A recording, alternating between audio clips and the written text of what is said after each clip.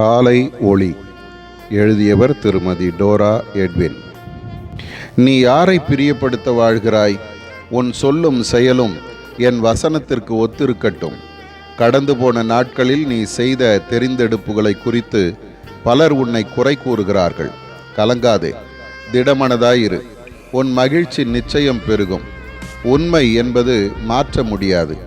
நீ என்னதான் அதை அடித்தாலும் உதைத்தாலும், உடைத்து குப்பை தொட்டியில் போட்டாலும், ஆழக்குழிக்குள் மூடினாலும் அது எழுந்து நிமிர்ந்து நிற்கும்.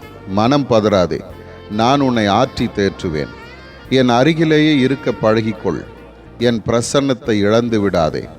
ஆவியானவரை துக்கப்படுத்தாதே. என் கரம் உன்னை தொடர்ந்து நடத்தும். நீ நடக்க வேண்டிய வழியை உனக்கு காட்டுவேன்.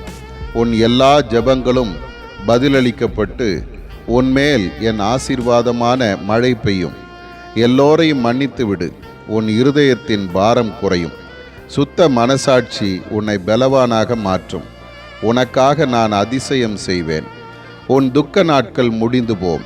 என்மேல் உறுதியான நம்பிக்கை வைத்து செயல்படு. பதறாதே.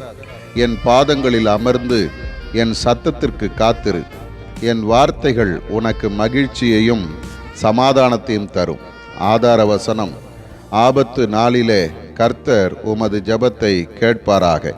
சங்கீதம் 20:1.